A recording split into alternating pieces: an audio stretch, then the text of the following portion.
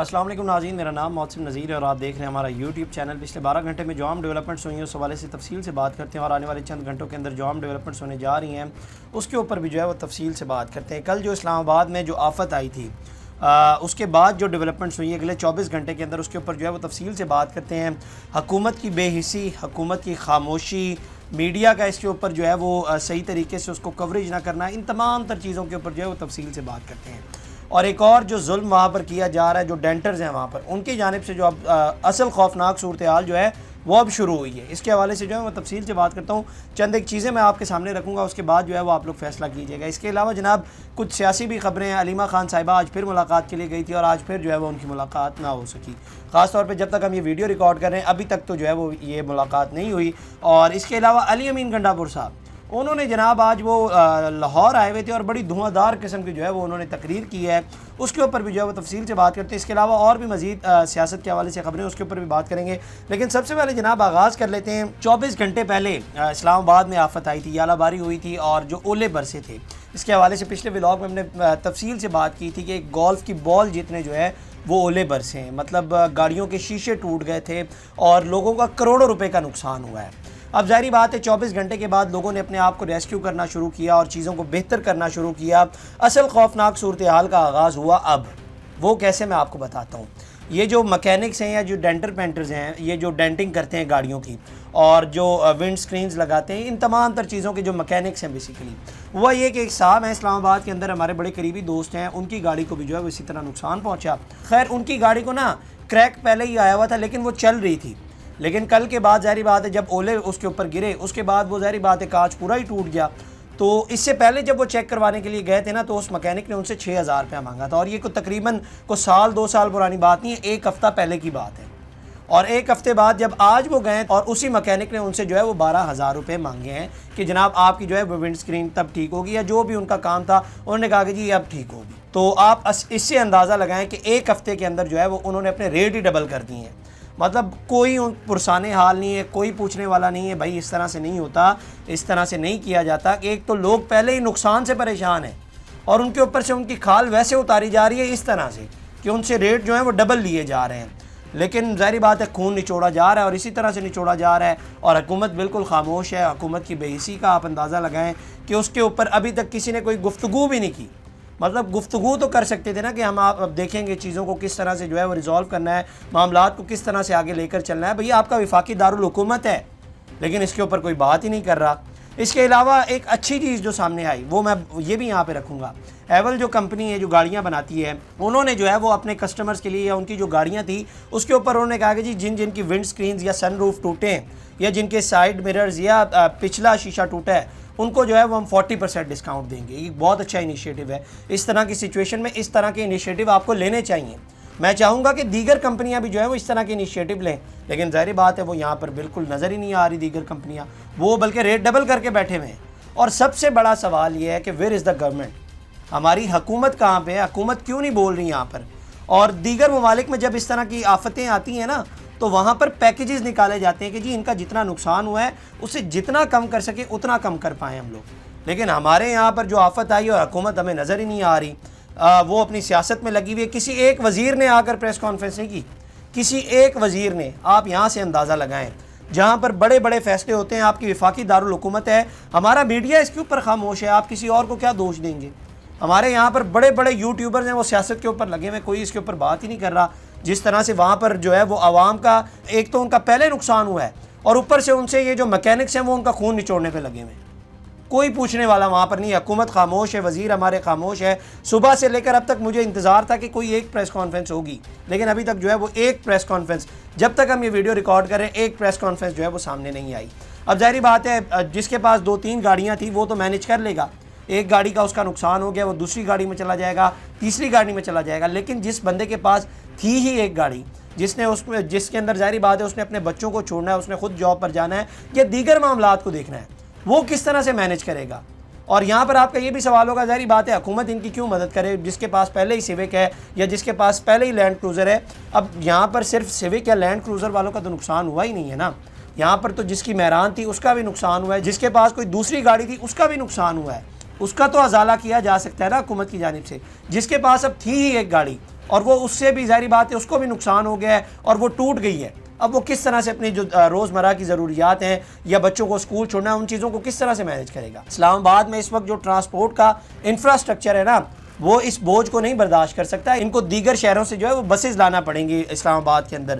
تو میرا خیال ہے کہ سیاسی بابو تو خیر خود ان کی تو گاڑی سیاسی خرچے میں بن جائے گی, سرکاری خزانے سے پیسہ نکلے گا, ان کا تو شیشہ بھی بن جائے گا, ان کو تو ریٹ ڈبل کیا ٹرپل بھی ان کو کوئی مشکل نہیں ہے اس کے اندر. لیکن ظاہری بات ہے جو لوگ مزدوری کرتے ہیں یا جو لوگ کام کرتے ہیں یا آفس جابز کرتے ہیں وہ لوگ تو ظاہری بات ہے جس طرح سے اس نقصان کو پورا کریں گے وہی جانتے ہیں, اور ان کے نقصان کی کم از کم آپ لوگ بھرپائی نہیں کر سکتے, کچھ نہ کچھ کمپنسیٹ تو کریں نا ان کے ساتھ. لیکن بالکل خاموشی ہے ہمارے یہاں پر. اور دوسرا, جب اس طرح کی بڑی بڑی آفتیں آتی ہیں نا تو ہمیں سبق ملتے ہیں. اب اس سے سبق کیا ملا ہے ہمیں؟ یہ عوام کو بھی یہ سبق ملا اور ہمارے حکمرانوں کو بھی یہ سبق ہونا چاہیے کہ گاڑیوں کی انشورنس کو جو ہے وہ کمپلسری کرنا چاہیے. دیگر ممالک میں جب آپ کے پاس گاڑی کی انشورنس نہیں ہوتی نا تو آپ کو گاڑی ہی نہیں چلانے دی جاتی. لیکن ہم لوگ ویسٹ کی ڈیموکریسی کو فالو کرتے ہیں لیکن وہاں پر جو ٹریفک کے قوانین ہیں اس کو فالو نہیں کرتے. بیلٹ لگانا ہے وہ ہم نے یہاں پر نہیں لگانا, سگنل توڑ دینا ہے وہ وہاں پر توڑیں گے تو آپ کو جرمانہ ہوگا. یہاں پر سگنل بھی ٹوٹ رہے ہیں, بیلٹ بھی نہیں لگائے ہوئے, کچھ چیز کو فالو نہیں کیا جا رہا. تو خدا کے لیے ایک تو گاڑیوں کی انشورنس کو کمپلسری کرے. حکومت کو بھی چاہیے کہ وہ اس کے اوپر غور کرے اور کہاں ہے کیوں نہیں نظر آ رہی اس چیز کے اوپر جواب دے کہ ہم لوگ کچھ اپنا معاملات یا آگے کیا لائے عمل ہم لوگ اپنا بنانے جا رہے ہیں. وفاقی دارالحکومت ہے, کوئی پنڈ والی جگہ نہیں ہے جسے اس طرح خاموشی سے نظر انداز کیا جا رہا ہے. خیر کچھ دیگر خبروں کی بھی طرف جناب آ جاتے ہیں سیاست کے حوالے سے. اور ایک تو جناب اڈیالہ جیل کے باہر وہی سارا کچھ ہوا. علیمہ خان صاحبہ اور دیگر بہنیں جو ہے وہ وہاں پر پہنچی اور ان کی بہنوں کو, عمر ایوب کو, زرتاج گل صاحبہ کو, صاحبزادہ حامد رضا, نیاز اللہ نیازی, ان سب کو جو ہے وہ آج پھر ملنے سے جو ہے وہ روک دیا گیا ہے. اب تک جب تک ہم یہ ویڈیو ریکارڈ کریں ابھی تک جو ہے وہ ملنے نہیں دیا گیا. اور اس سے بلکہ آپ کو پہلے بھی یاد ہوگا کہ علیمہ خان صاحبہ نے جب منگل والے دن نہیں ملاقات ہوئی تھی تو انہوں نے کہا تھا کہ جی پولیس والوں نے ہم سے وعدہ کیا ہے کہ وہ جمعرات والے دن جو ہے وہ ملاقات کروائیں گے. اور میں نے اسی وقت کہا تھا کہ آپ بھی کس کے وعدے میں آ رہی ہیں, اور وہی سب کچھ جو ہے وہ خیر ہوا ہے. خیر ابھی تک ملاقات نہیں ہوئی. بعد میں پتہ لگا جی کہ وہ کسی پلازے میں بیٹھی ہوئی تھی اور وہاں پر بھی جو ہے وہ پولیس پہنچی اور انہوں نے جو ہے پولیس کی بھاری نفری پہنچی اور انہوں نے ان کو کہا کہ یہ پلازا بھی خالی کریں آپ لوگ. عمر ایوب صاحب وہ بھی اڈیالہ جیل کی طرف جانے کی کوشش کر رہے تھے لیکن ان کو بھی جو ہے وہ وہاں پہ روک لیا گیا اور انہیں کہا گیا کہ جی آپ آگے نہیں جا سکتے. اسی سلسلے میں علیمہ خان صاحبہ نے میڈیا سے گفتگو کی. انہوں نے کہا کہ بنا لسٹ عمران خان سے مل لیتے ہیں, وہ اپنے دوستوں سے ہی کہہ دیں کہ ہماری بھی ملاقات کرا دیں کیونکہ ہمارا تو کوئی دوست نہیں ہے. انسان کسی پر یقین ہی نہیں کر سکتا, کوئی جھوٹ بولے تو وہ گھر جا کر کیا سوچتے ہوں گے. اپنے ضمیر کی آواز پر انہوں نے خود جواب دینا ہے. اچھا یہ جو ضمیر کی آواز ہے نا یہ پی ٹی آئی کا ہی ضمیر بلند نہیں ہو رہا. مطلب عمران خان صاحب کی بہنیں اس طرح سڑکوں پر دھکے کھاتی پھر رہی ہیں اور در بدر کی ٹھوکریں کھاتی پھر رہی ہیں لیکن کوئی کارکن نظر ہی نہیں آ رہا. کارکن چھوڑ دیں, جنہوں نے ٹکٹیں لی تھی جو اسمبلیوں میں جا کر بیٹھے تھے وہی اڈیالہ جیل نہیں پہنچے. ظاہری بات ہے جنہوں نے ٹکٹیں لی تھی اسمبلیوں میں پہنچ جاتے ہیں لیکن اڈیالہ جیل جو ہے وہ ان سے پہنچا نہیں جا رہا. کدھر ہے سارے رہنما جنہوں نے ٹکٹیں لی تھی؟ کوئی ایک مجھے بتا دیں آج آپ کو وہاں پر نظر آیا ہو. تو میرا خیال ہے کہ پی ٹی آئی کو جو ہے وہ اس کے اوپر سوچنے کا مقام ہے کہ آخر کیا وجہ ہو سکتی ہے اور یہ لوگ کیوں نہیں اڈیالہ جیل کے باہر پہنچ رہے. اور لٹرلی مجھے اچھا نہیں لگتا کہ خاتون پہلے وہ پچھلے منگل والے دن جس طرح سے وہ فٹ پاتھ کے اوپر بیٹھی ہوئی تھی اور آج جس طرح سے وہ ایک پلازے کے اندر بیٹھی ہوئی تھی, ایک خاتون کے حوالے سے یہ سب کچھ اچھا نہیں لگتا. اس طرح سے نہیں ہونا چاہیے. علیمہ خان صاحبہ نے جو ہے وہ دوبارہ بھی میڈیا سے گفتگو کی. انہوں نے کہا کہ جی عمران خان کو قید تنہائی میں کیوں رکھ رہے ہیں؟ اگر عمران خان کو آئسولیٹ کیا جا رہا ہے تو ان کی زندگی کو خطرہ ہے. جس دن وکلاء کا دن ہو تو کوئی اندر نہ جائے, چاہے ایجنسیوں والے زبردستی بھیجیں. آدھا گھنٹہ ملتا ہے اور 2 وکیل وہاں پر شکایتیں لگاتے رہے.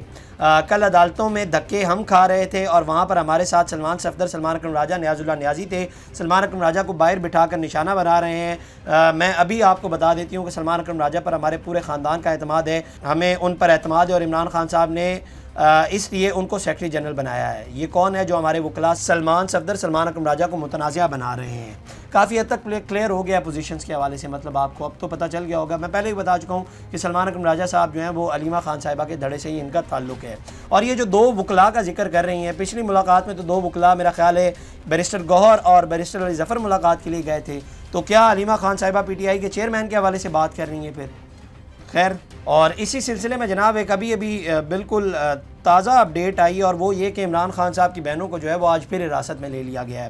اور اس مرتبہ صرف ان کی بہنوں کو نہیں بلکہ اپوزیشن لیڈر عمر ایوب، صاحبزادہ حامد رضا، قاسم زمان خان جو عمران خان صاحب کی بہنوں کے ساتھ ہوتے ہیں اکثر، اور ان کو بھی، ان تمام رہنماؤں کو جو ہے وہ حراست میں لے لیا گیا ہے، اور اس وقت جب تک ہم یہ ویڈیو ریکارڈ کر رہے ہیں ان کو حراست میں لے کر کسی جگہ پہ منتقل کیا جا رہا ہے۔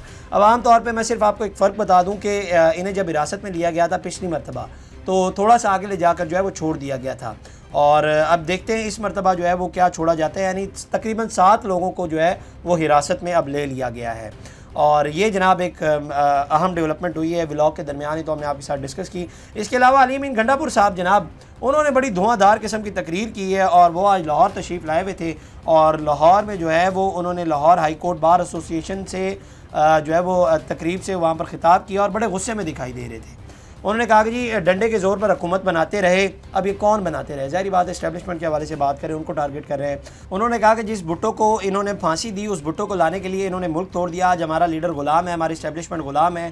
2024 میں اپنے لوگوں کو لانے کے لیے بدترین دھاندلی کی گئی، کیونکہ تم نے ہی حکومت کرنی ہوتی ہے اور حکومت گرانی ہوتی ہے۔ جو ناموس رسالت اور قانون کی حکمرانی کی بات کرتا ہے اس کو اڈیالہ جیل میں قید کر دیا گیا۔ اسٹیبلشمنٹ کو غلام چاہیے، لیڈر نہیں چاہیے۔